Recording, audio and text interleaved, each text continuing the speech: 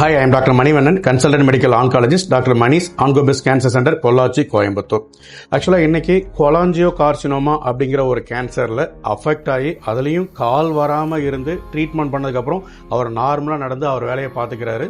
So ஜென்ரலாக கேன்சர்னா பயப்படுவோம். அதுலேயும் cholangio கார்சினோமாங்கிறது நீங்கள் நெட்டில் சர்ச் பண்ணி பார்த்தீங்கனாலுமே ஒரு அக்ரெசிவ் டைப்னு அது வேணா இருக்கும். பட் ப்ராக்டிக்கலாக எல்லா கேன்சர் பேஷண்ட்டும் அந்த மாதிரி சஃபர் ஆகிறதில்ல. ப்ராப்பராக ட்ரீட்மெண்ட் பண்ணுறப்ப கண்டிப்பாக ரெக்கவர் ஆகிறாங்க. அந்த மாதிரி ஒரு அக்ரெசிவ் டைப்புங்கிற கொலாஞ்சியோ கார்சினோமாவில் அஃபெக்ட் ஆகி ட்ரீட்மெண்ட்டில் ரெக்கவர் ஆன ஒருத்தரை தான் நம்ம இன்னைக்கு பார்க்க போகிறோம். ஐயா வணக்கம். வணக்கம் சார். உங்கள் பேர் என்னங்க? அகமது கபீர். எந்த ஊர் நீங்கள்? பாலக்காடு கொடுவை.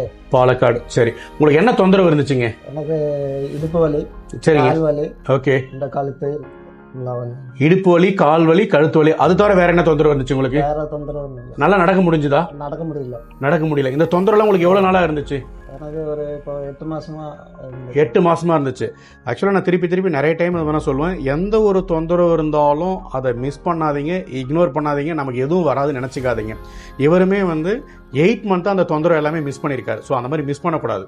சொல்லுங்க, அப்புறம் என்ன நடந்துச்சுங்க? அப்புறம் ஸ்கேன் பண்ணோம், ஓகே, பயாப்சி பண்ணோம், ஸ்கேன் பண்ணோம். சரி, ரிசல்ட் தெரிஞ்சது அந்த ட்ரீட்மெண்ட்டுக்கு வந்தீங்க. சரி, அதாவது இந்த மாதிரி ஒரு ப்ராப்ளம் வந்ததுக்கப்புறம் அவர் என்னை கன்சல்ட் பண்ணியிருந்தாரு.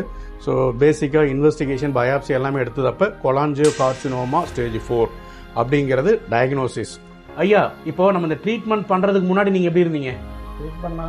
முன்னாடி ஒரு ஆளை பிடிச்சி நடக்கிற மாதிரி, ஒரு ஆளை பிடிச்சி நடக்கிற எல்லாம் போகிறதுக்கு ஒரு ஆளை பிடிக்கும், ஒரு ஆளை பிடிச்சிட்டு தான் நீங்கள் நடக்கிற மாதிரி இருந்தீங்க ட்ரீட்மெண்ட் பண்ணுறதுக்கு முன்னாடி. சரி, இப்போ ட்ரீட்மெண்ட் பண்ணதுக்கப்புறம் இப்போ எப்படி இருக்கீங்க? இப்போ நார்மலாக இருக்கேன். நார்மலாக உங்கள் வேலையெல்லாம் செய்ய முடியுதுங்களா? சரி, இப்போ நீங்கள் ஜென்ரலாக இந்த மாதிரி ஒரு கேன்சர்னு வந்தால் பயந்து இல்லை இப்படி ஆகிடும் அப்படி ஆகிடும் நினைக்கிறாங்கல்ல, அந்த மாதிரி எதாவது நினைச்சிங்களா? மொதல் இருந்தது. உங்கள் ட்ரீட்மெண்ட் ஆரம்பிச்ச மாதிரி அதெல்லாம் பயம் போயிடுச்சு.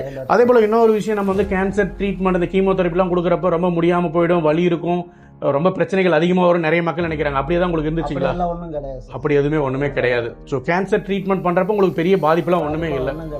ஒன்றும் கிடையாது. நான் திருப்பி நிறைய வீடியோவில் சொல்லியிருக்கேன், இந்த மாதிரி கீமோதெரப்பி கொடுக்கறதுக்கு முன்னாடியே ஐயோ வலி இருக்குமா, ரொம்ப சிரமங்கள் இருக்குமா, கஷ்டப்படுமா அப்படின்னு நிறைய பேர் கேட்குறீங்க. கண்டிப்பாக அப்படி இல்லை. இப்போ நீங்கள் என்ன, இந்த மாதிரிலாம் கேன்சரால் ஒருத்தவங்க பாதிக்கிறாங்க, அதுலேயும் இந்த மாதிரி ஒரு வீரிய கேன்சரால் ஒருத்தவங்க பாதிக்கிறாங்க, அவங்களுக்குலாம் நீங்கள் ஒருத்தவங்க கண்டுபிடிச்சி ஒரு பயப்படுவாங்கல்ல, அந்த மாதிரி பயப்படுறவங்களுக்குலாம் நீங்கள் என்ன சொல்ல வரீங்க? பயப்பட வேண்டியது இல்லைங்கிறேன். ட்ரீட்மெண்ட் பண்ணா குணமாயிடும். Very good. பயம் இல்லாம ட்ரீட்மெண்ட் பண்ணா வெரி குட். ஒன்ஸ் கேன்சர்னு கண்டுபிடிச்சதுக்கு அப்புறம் நீங்க சொசைட்டி இல்ல சோசியல் மீடியா எல்லாம் பாக்குறப்ப கொஞ்ச நாள் தான் இருப்பாங்க, உடனே இறந்துருவாங்க, நிறைய கஷ்டப்படுவாங்க, ட்ரீட்மெண்ட்டே கிடையாது அப்படின்னு நினைக்கிறாங்க. தயவு செய்து கேன்சரால அஃபெக்ட் பண்ணீங்க எல்லாருமே சொசைட்டில வெளியில பேசுங்க. நீங்க போய் சொல்ல, திருடல, எதுவும் நீங்க தப்பு பண்ணல. ஏன்னா நீங்க இந்த மாதிரி பேசுறப்பதான் புதுசாக ஒருத்தவங்க கண்டுபிடிச்சி மனம் நொந்து வெக்ஸ் ஆகிறப்ப உங்களை பார்க்குறப்ப அவங்களுக்கு ஒரு பெரிய பூஸ்டிங்காக இருக்கும். அவங்க ஒரு நேட்டிவ் ட்ரீட்மெண்ட், ஒரு தப்பான ட்ரீட்மெண்ட் அந்த மாதிரிலாம் போய் சஃபர் ஆகாமல் இருப்பாங்க. அவங்களுடைய லைஃபுக்கு நீங்கள் ஒரு உறுதுணையாக இருக்கிற மாதிரி இருக்கும். வெளிநாட்டில் இருந்தப்போ சாப்பிட்டு, ஸோ வெளிநாட்டில் இருந்தப்போ இந்த மாதிரி ஹோட்டலில் நிறைய சாப்பிட்ருக்காரு. ஸோ மேபி அது கூட ஒரு ரீசனாக இருக்கலாம். ஸ்மோக் பண்ணுவீங்களா? ஸ்மோக் ட்ரிங்க்ஸ் எதுவுமே கிடையாது. இன்னும் எனக்கு ஒரு டாக்டரா, கேன்சர் டாக்டரா, நான் ஸ்மோக் பண்ண மாட்டேன் சார், ட்ரிங்க்ஸ் பண்ண மாட்டேன், நல்லா ஹெல்த்தியாக இருந்தேன், ஆனால் எனக்கு இப்படி வந்துருச்சு அப்படின்னு சொல்லுவாங்க. ஏன் அப்படின்னா இப்போ இன்னைக்கு இருக்கிற காலகட்டத்தில் நம்ம சாப்பிட்ற சாப்பாடு, குடிக்கிற தண்ணி, சுவாசிக்கிற காற்று, என்வரான்மெண்ட் எல்லாமே கேன்சர் வர்றதுக்கு ரொம்ப காரணமாக இருக்குது. அகமது கபீர் சாரோட ஒய்ஃப் ஸோ கேன்சர்னு கண்டுபிடிச்சதுக்கப்புறம் அவங்க எந்த அளவுக்கு மனசொல்ல பாதிச்சாங்க, சொசைட்டி எந்த அளவுக்கு அவங்கள மிஸ்கைட் பண்ணாங்க, பட் அவங்க ப்ராப்பராக சப்போர்ட் பண்ணி இன்னைக்கு அவர் நல்லா ரெக்கவர் ஆகிறதுக்கு அவ்வளோ சப்போர்ட் பண்ணியிருக்காங்க. அவங்ககிட்ட சில வார்த்தைகளை கேட்கலாம். இப்போ நீங்கள் கேன்சர்னு கண்டுபிடிச்சதுக்கப்புறம் நீங்கள் சொசைட்டியில் இருக்கவங்க எல்லாமே மற்றவங்களாம் நீங்கள் பேசியிருப்பீங்கல்ல, பேசுறப்ப அவங்க சொன்னதெல்லாம் எப்படி இருந்துச்சு உங்களுக்கு? என்ன தோணுச்சு அந்த டைம்ல? வாந்தி வரும், பின்ன எணிச்சு சாப்பிட முடியாது, அல்சர் மாதிரி வந்துரும், அப்படி எல்லாம் சொன்னாங்க. நான் விடவே இல்லை, சாப்பிட்டு தான் பிடிக்காத சாணம் மாத்தி மட்டும் வேற சாப்பாடு.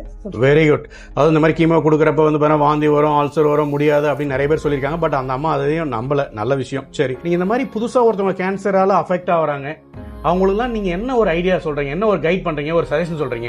நான் சாரு என்ன மருந்து கொடுக்குறீங்களோ அந்த மருந்து மாத்திரம் தான் சாப்பிடக்கூடும். வேற இவங்க மற்றபடி வேற மருந்து உங்களுக்கு தெரியாம வேற மருந்து ட்ரீட்மெண்ட் பண்றாங்க. ட்ரீட்மெண்ட் பண்ணா நீங்க கொடுக்குற மருந்தும் ஏத்துக்காது. ஆக்சுவலா அவங்க என்ன சொல்றாங்கன்னா, இந்த மாதிரி ஒன்ஸ் ஒரு டாக்டர் கன்சல்ட் பண்ணிட்டு அவங்க என்ன சொல்றாங்களோ அதை ப்ராப்பரா பாத்துக்கோங்க. அவங்களுக்கு தெரியாமல் நேச்சுரல் ட்ரீட்மெண்ட் இல்லை வேறு ஏதாவது அந்த மாதிரி வந்து ஆயுர்வேதா சித்தா அந்த மாதிரிலாம் பண்ணிடாதீங்க அப்படின்னு சொல்ல வராங்க இல்லைங்களா? நிறைய எங்கிட்ட நிறைய பேர் சொல்லியிருக்கிறாங்க, மருந்து கொடுத்ததுக்கு நான் தொடவே கூட. Very good. ஆக்சுவலாக இவங்ககிட்ட என்ன சொல்லியிருக்காங்க, நிறைய பேர் இந்த மாதிரி சித்தா ஆயுர்வேதா மெடிசன்லாம் கொடுத்து சாப்பிட சொல்லியிருக்காங்க. பட் இவங்க வந்து அதெல்லாம் எதுவும் அக்செப்ட் பண்ணிக்கல, அந்த மாதிரி எதுவும் பண்ணவும் இல்லை. சரி, இப்போ கேன்சர்னா ஒரு பயம் அந்த மாதிரிலாம் இருக்குல்ல, உங்களுக்கு இப்போ அந்த பயம் இருக்காமா? இல்ல, இது வரைக்கும் பயம் எதுவுமே இல்லை. ஆதியமா இருந்தது. ஆதியிலன்னா கேரளாவில் ஃபர்ஸ்ட்ல இருந்துச்சு, இப்போ இல்லை. ஓகே, நான் திருப்பி சொல்கிறேன், கேன்சர்னா உடஞ்சி நொந்து வெக்ஸ் ஆகிடாதீங்க. ஸோ நீங்களும் உங்கள் ஃபேமிலியும் ரொம்ப ஒரு பாசிட்டிவாக இருக்கணும். அந்த மாதிரி பாசிட்டிவாக இருக்கிறப்ப தான் நம்ம இந்த மாதிரி விஷயத்தை வந்து டேக்கிள் பண்ணி நம்ம வந்து வெளியில் வர முடியும்.